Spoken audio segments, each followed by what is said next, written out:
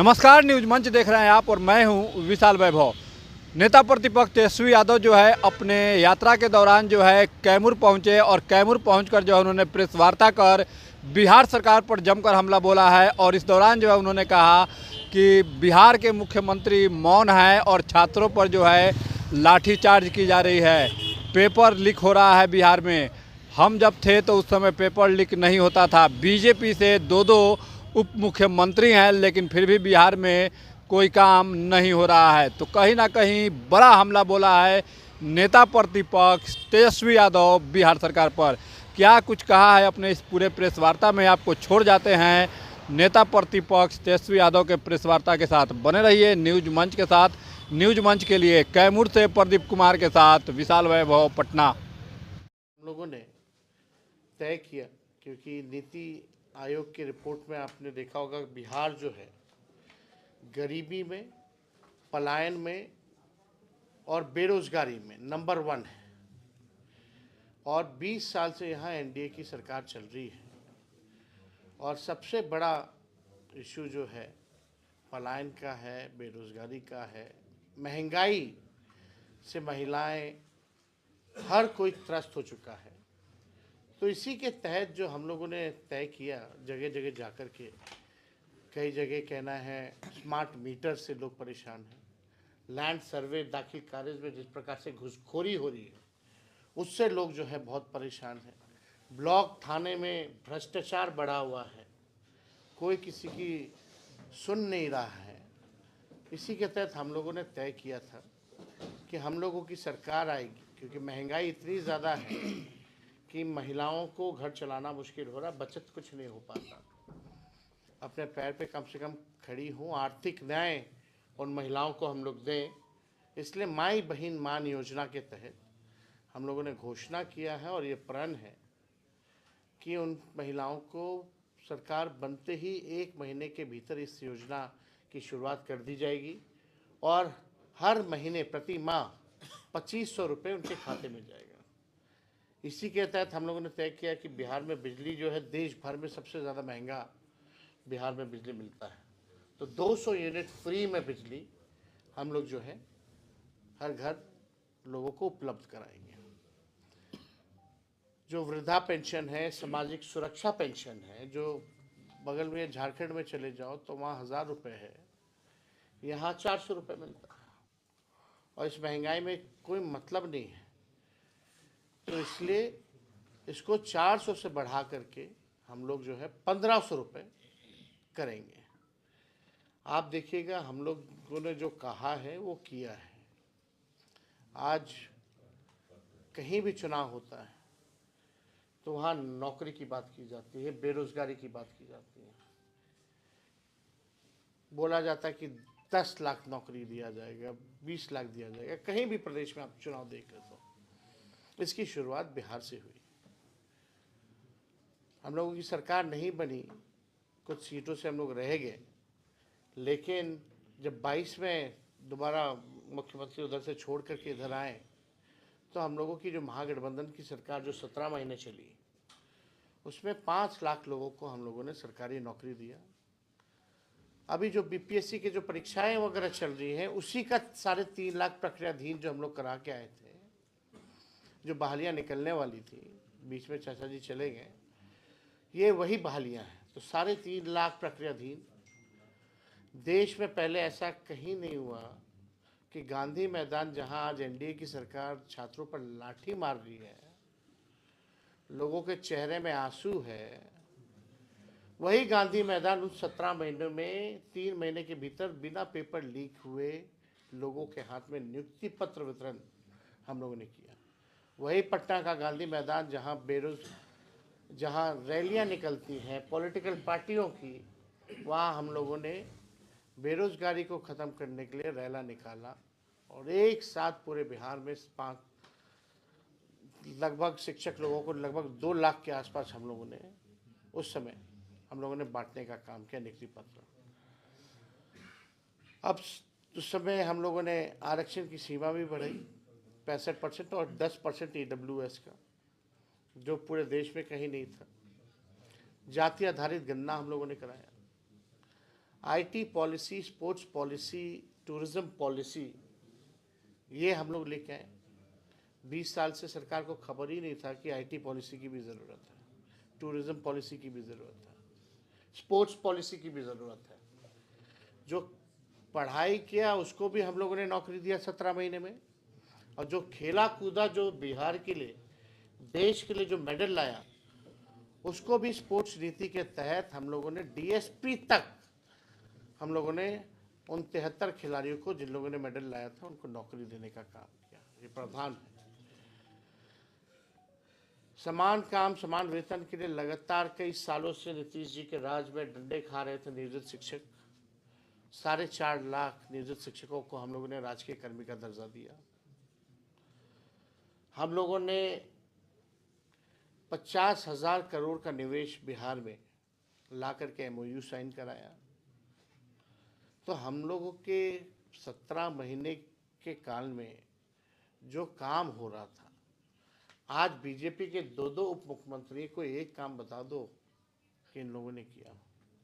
एक बहाली नहीं निकली, और निकल भी रही है तो उसमें आप हालात देख सकते हैं क्या है।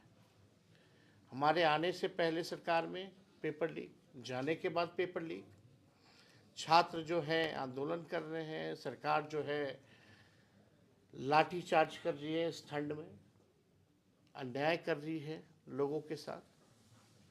तो आप समझ सकते हैं कि बिहार में यहाँ कोई सरकार नाम की चीज़ नहीं रहेगी। ये इसलिए कहना पड़ रहा है क्योंकि माननीय मुख्यमंत्री जी मौन है। किसी भी गंभीर से गंभीर विषय पर मुख्यमंत्री बोलते नहीं है, या बोलने नहीं दिया जा रहा। हमारे साथ तो खूब बतियाते थे, मीडिया से इंटरेक्ट करते थे। आज की आप परिस्थिति बन गई कि मुख्यमंत्री को हाईजैक कर लिया गया। यात्रा पे वो निकले, किससे संवाद कर रहे हो, किससे बात कर रहे हो? जो अधिकारी जो ट्रेंड किए हुए उन्हीं लोगों के साथ, जो पटना में सिस्टम बैठता है वही सिस्टम घूम रहा है। तो किससे संवाद कर रहे हैं? और इस यात्रा के नाम पे 2 अरब 25 करोड़ 78 लाख रुपए खर्च किया जा रहा है। आपके बिहार गरीब राज्य है, और दूसरे तरफ एक यात्रा पर अपने मालिक से बात करने के लिए वो भी नहीं कर रहे हैं। वो उस पर अगर 2 अरब 25 करोड़ 78 लाख रुपए खर्च किए जा रहे हैं, तो पैसा कहाँ है, कहाँ खर्च हो रहा है? ये यात्रा अधिकारियों की लूट की छूट की यात्रा है। ये प्रगति यात्रा नहीं, ये दुर्गति यात्रा है। किस बात की प्रगति आप बोल रहे हैं? बिहार को अब विशेष राज्य का दर्जा के बारे में माननीय मुख्यमंत्री जी, जनता दल यूनाइटेड अब क्यों नहीं बोल रहे हैं? क्यों नहीं भाजपा के लोग अब दिला देते हैं बिहार को विशेष राज्य का दर्जा? चुनाव में तो बोलते हैं, वादा करते हैं कि देंगे, लेकिन जब चुनाव खत्म हो जाता है, सबसे ज़्यादा वोट बिहार से मिलता है, सीटें लगातार 3 बार से एनडीए को जाता रहा है एमपी का। कितने केंद्र मंत्री बिहार में, उनका काम गिना दो ना, बिहार के लिए क्या किया। शायद बिहार के लोगों को पता ही नहीं होगा कि कितने केंद्र मंत्री हैं, या यहाँ भी जो मंत्री है उनका भी नहीं पता होगा कि कौन मंत्री है। ये हालात है। तो पूरी तरीके से सिस्टम यहाँ जो है अफसरशाही काबिज हो गया है। माननीय मुख्यमंत्री जी टायर्ड हो चुके हैं, और रिटायर्ड अधिकारियों के साथ वो सरकार चला रहे हैं। तो अब लोगों का भरोसा उन पर से उठ गया है। अब माननीय मुख्यमंत्री जी कोई निर्णय लेने लायक नहीं रह गए। तो हम लोग हर जगह यात्रा जा रहे हैं। आज कैमूर में हम लोगों का आना हुआ है।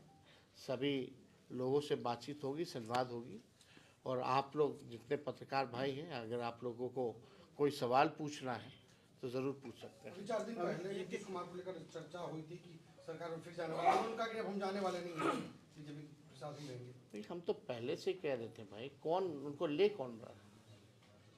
राजद में मतभेद दिख रहा है। आपके पिताजी कहते हैं कोई के लिए दरवाजा खुला है, आप कहते हैं कि नए साल में मैंने तो हम राय देते हैं ना उनको, हमने राय दिया है।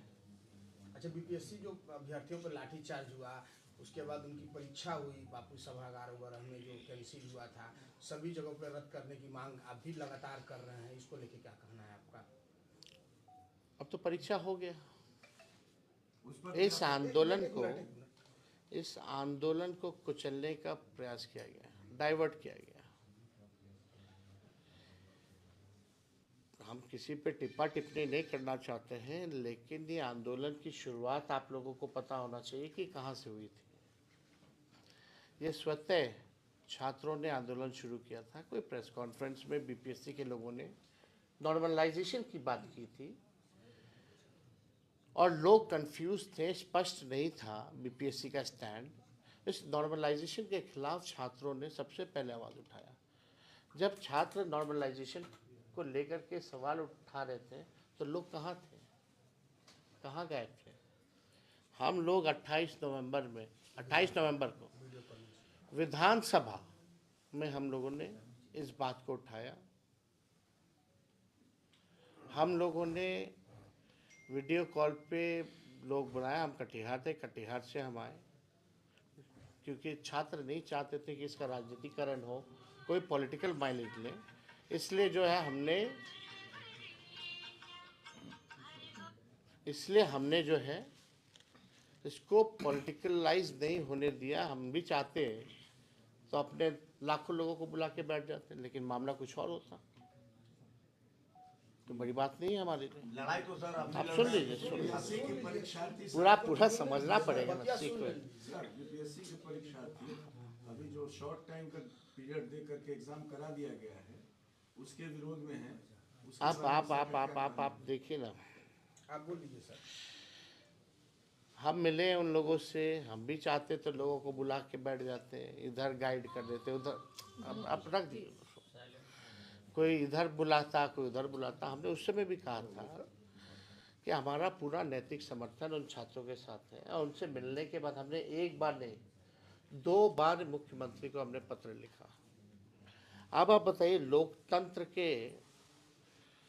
लोकतंत्र में, संवैधानिक ढांचे में अगर नेता विरोधी दल, माननीय मुख्यमंत्री जी तो मौन विधानसभा में भी रहे, दोनों सदन में कुछ नहीं बोले किसी भी इशू पर।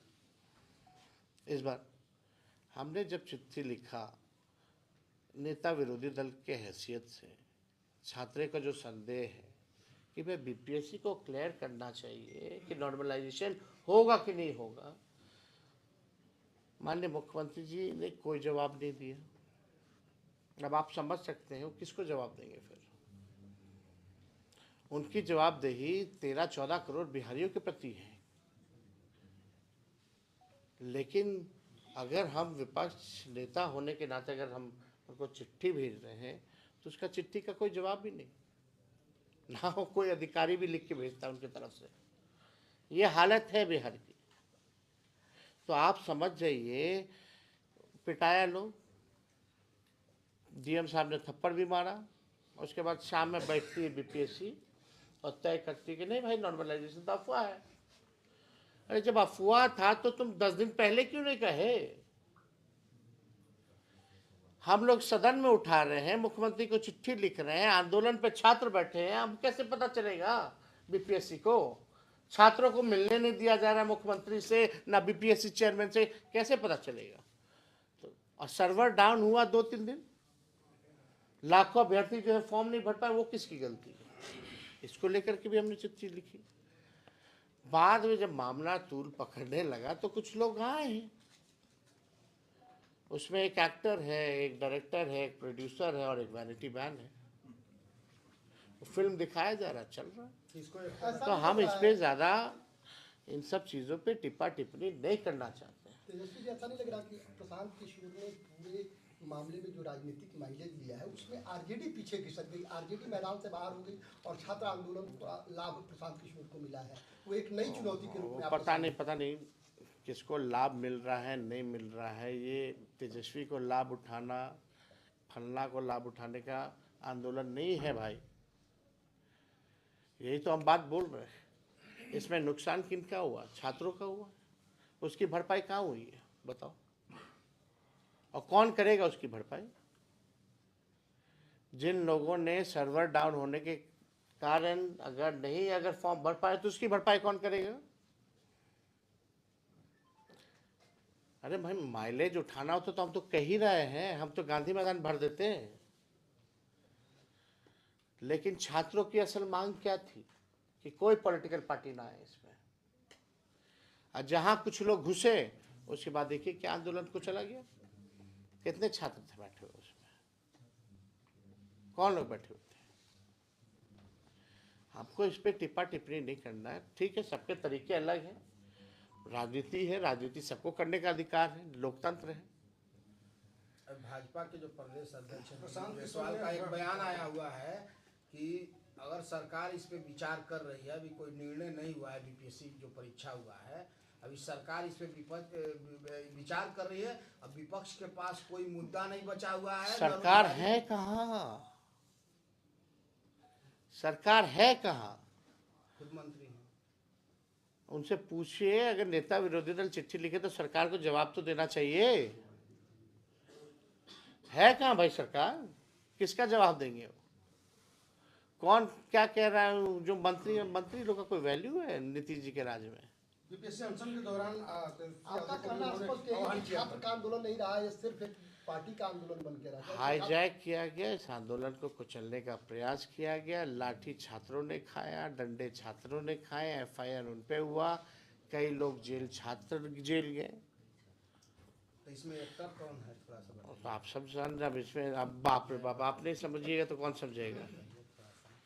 सर अभी आपने कहा कि 200 यूनिट हम फ्री देंगे बिजली, लेकिन स्मार्ट मीटर आपके सरकार में रहते लगाया जा रहा था, आपने विरोध नहीं किया, आज क्यों? देखिए जो फीडबैक आया उसके अनुसार हम लोगों ने किया है। और ये स्मार्ट मीटर का तो बहुत पहले से चलता आता है, हमारी सरकार से पहले से, कोई हमारे सरकार का निर्णय नहीं, ये पहले से जो था योजना वो लाई गई थी, इम्प्लीमेंटेशन अब हुआ। अभी भी अगर आप देखें तो बहुत सारे ऐसे ज़िले हैं जहाँ नहीं लग पाया है। तो जो फीडबैक आया है जो बिजलियों में, क्योंकि स्मार्ट मीटर को लेकर के यही कहा जा रहा था कि ये प्रीपेड है, रिचार्ज करा जाएगा, इसमें लोगों का बचत होगा, लेकिन ठीक उल्टा हो रहा है। बैठ जाइए आप। ईडब्ल्यूएस पर आप कह रहे हैं कि मैंने 10 मिनट पहले पहले आपका था ईडब्ल्यूएस का विरोध किया था, अभी आपका तत्काल स्टैंड क्या है ईडब्ल्यूएस के? हम लोगों ने विरोध नहीं किया था, यही बात समझने की जरूरत है। उस समय भी हम लोगों ने एक चीज़ मांगा था कि जो भी ईडब्ल्यूएस में जो भी गरीब लोग हैं उन लोगों के लिए भी एक कोटा होना चाहिए उसी में विदिन। और दूसरी जहाँ तक बात है, हम लोगों ने ईडब्ल्यूएस को नहीं हटाया, हम लोगों ने 75% आरक्षण जो लागू किया उसमें 65% हम लोगों ने बढ़ाया। और